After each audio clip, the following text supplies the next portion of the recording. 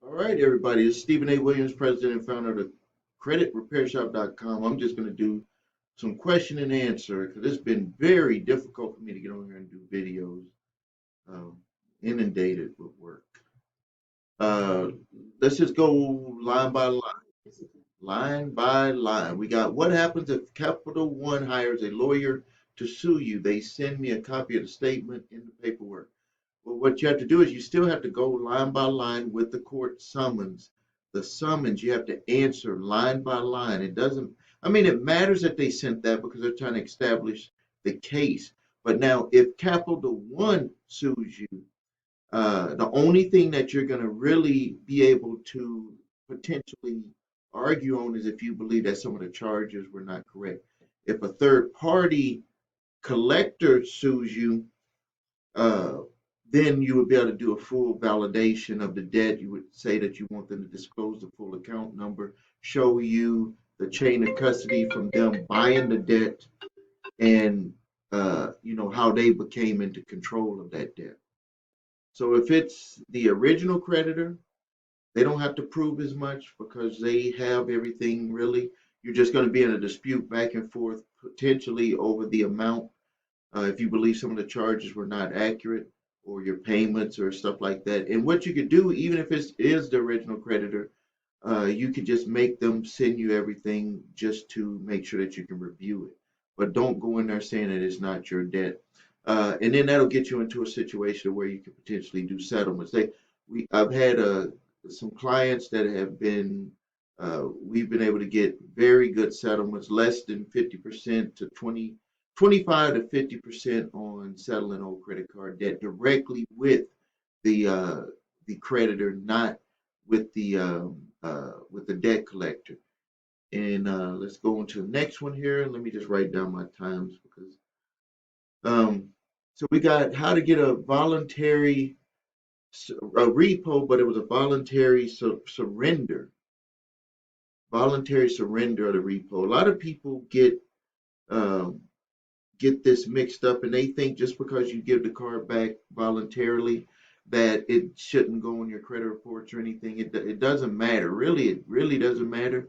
If they have a repo man come and get you, all it really the law looks at it as it's a hostile or a non-hostile repossession. You voluntarily give it back. It just uh, maybe if someone was looking at your credit report and you didn't get it removed, they might say, well, they gave the car back because they couldn't afford it and they didn't tear it up. But really, when it comes down to it, it's all the same. A repo is a repo is a repo. So to be able to get it removed, you're going to have to see what they're going to do about the repo first. You may not be able to do anything for 3 to 6 months after they have sold the car because they're going to come after you for the deficiency. They might come after you with their collector first. And then if they don't, they're going to sell it, but they don't just sell one by one, they sell them in batches. So it could take 3 to 6 months for them to do that. And you won't know what way you're going to be able to get this resolved. Uh, the way to get it off right now, if they just took the vehicle back, is you're going to have to come with a settlement after they sell it. The other way to get it off is once they sell it, then you're going to have that as an obsolete account, but you're going to be dealing with the new collector. All right, the next question we got is we have does it start when I get the summons? And they're looking at a video from my video, court summons and garnishments, how to stay positive through when you get one. Uh, you know that the garnishment does not start when you get the summons. The garnishment will start after they get the judgment. Now, in some states, there's a couple of states, Minnesota is one of them, that they can actually get a garnishment without getting a judgment. I don't know how they're able to do that, but they are able to do that. But no, they must get a judgment first. That means you had an opportunity to come to court, fight to see if they should even get whatever they're trying to come after you for. If you lose, then you still have an opportunity to work something out with them. Garnishment is like a last step when you just won't do anything and they just want to go get it out of your paycheck. Let's see the next one here. We got, is it is it true that is illegal for a debt collector to buy my old account and then come after me for it? No, it is not true. You might see that all over the internet, all over YouTube, all over the place. If that was true, we would not have people in court right now. So let's be very logical about this. Very logical. They can come after you if they buy the debt. There's actually a Supreme Court ruling that states that they can come after you for the debt, but the Fair Debt Practices Act allows you, the Collection Practices Act allows you the opportunity to make them prove everything about it, make them prove every aspect about you owing the debt. And the further you can push them, the more they're willing to either settle at a very good amount if they have enough information to present to the court that you will have to pay them for the debt, or they might just ask for a dismissal because they don't have the information that you request. Remember, when you go to court, where all of the problems come in for people is that they don't show up to court, and these companies get default judgment. But as soon as you throw into the mix asking all of these questions from the responses in their court summons, that's when they start to back up and they start to say, well, are we sure we want to continue with this, because you never know if this judge is going to make us prove all of this information. Someone said they've been watching my videos for 5 months, and they said you're literally my mentor, and I really do appreciate that. The next one is, will this work for government student loans? And that one was for how to get charge-offs removed quickly from your credit reports. Yes, it can work. Now remember, just because you get a charge-off removed from your credit reports does not mean that the debt isn't going to be sold, or that original creditor isn't going to try to come after you for the debt. And in that video, I was explaining a process of what we go through to get to get charge-offs removed. If you want to search on my page, on my YouTube channel, how to get charge-offs removed quickly from credit reports, use that one. The next one we got here, and let me just write down the time. We got, I don't think I heard the settlement amount correctly. Did you say it was settled for $3,890 or $380? Yeah, it was settled for $3,800 on an $11,000 debt. This was with, I believe this was with Santander. The video was uh, debt collectors, do I need to pay them? Yeah. The video was debt collectors, do I need to pay them? And I had talked about a settlement that a client got. Uh, we were able to get for a client for $3,800 on 11,000. Or it might be one that we just gave them the information from YouTube and they were able to do it. Let's go to the next one here. Next one. Girlfriend and I just got a car through Santander. 7/1/21. First payment is on 8/15. Car loans are a very new thing for me, as this is my second car. My credit wasn't bad, but when I went in with negative equity, yeah, negative equity is when you owe more on the car that they're willing to trade in. So they said no biggie. I just refinance later if you're able to, hopefully. But after finding their app, I'm realizing it's only, I don't know, only in Polish. I don't know what that is. Uh,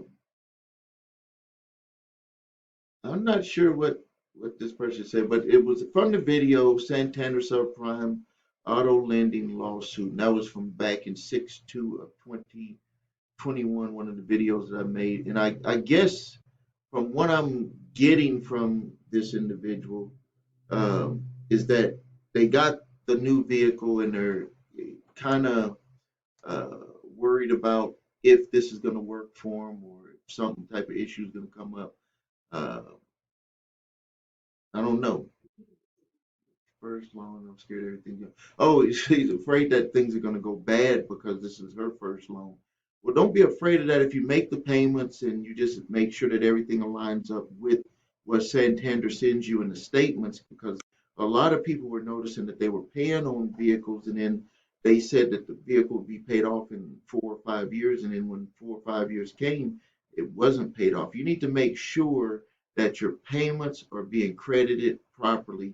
You would never really have to say that for any other company, but for some reason, people had this problem with Santander. So what I would do is when you get that first statement and you make that first payment and you get the second statement, you need to check to see how much of the payment went towards the actual cost of the vehicle.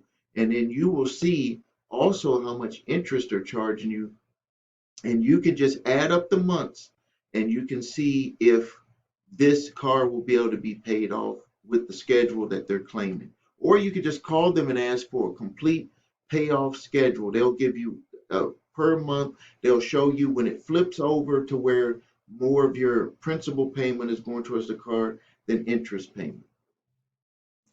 Let's see here. Another person on Santander. Here's another one here, 1131. And that is, person is asking that, is it better to allow the garnishment instead of filing bankruptcy? In my opinion, that's going to be based off of your financial situation. Some of the times you won't be able to file a Chapter 7 bankruptcy and you're going to be in a payment plan anyways.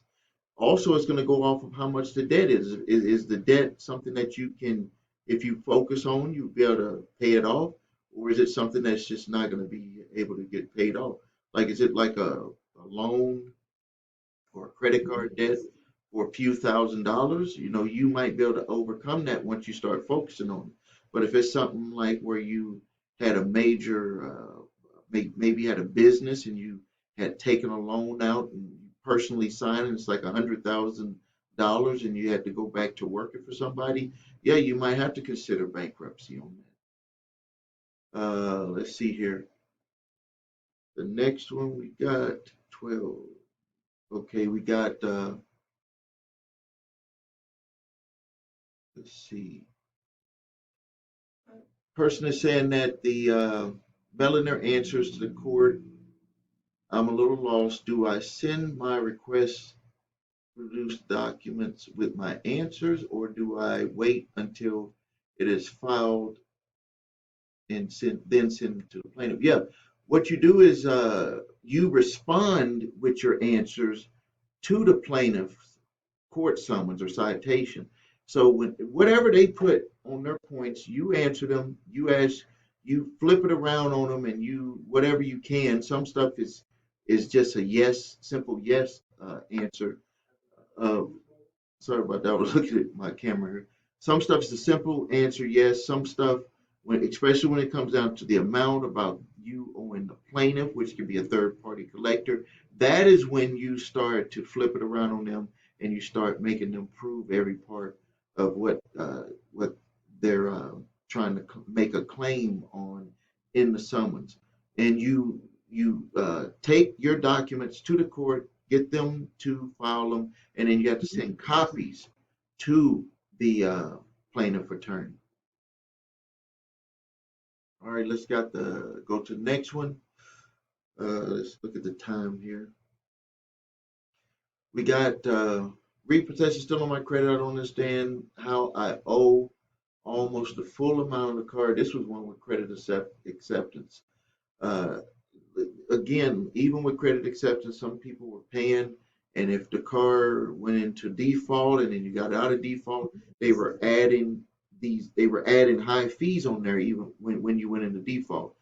And that's how people end up owing so much when it came to dealing with these companies. Credit acceptance, the lawsuit is coming down the pipe, but it's very slow. It's going to probably take some years to get this taken care of. But what you should do is you should start filing your own complaints so you can stack on top of the complaints that they've already gotten from your state, and letting them know that this interest rate is insane, that you will not be able to pay off a car. Remember, in 2008, with the financial crisis, the financial part of the financial uh, uh, what I can't think of the word, but when they redid the financial reporting system during President Obama, they made it to where credit card companies and lenders must tell you a date that it would be paid off if you just paid the regular payment. And I'm pretty sure that they have to give you that document, but what you're probably seeing right now is that almost all of your money is going towards interest right now. And then if you get a payment schedule, just ask them to send you a full payment schedule to break it down by the months, and you'll see that at some point it's going to flip to where most of your payment is going towards the vehicle. All right, we're going to end the video here. If you need help with your credit, please visit thecreditrepairshop.com. If you need your credit reports and scores, go to your3scores.com. If you need help with court summons responses, we do those. The link is below this video. If you can also get my free debt validation letter, my free cease and desist collection activities letter, and my free statute of limitations letter. All of those links are below this video.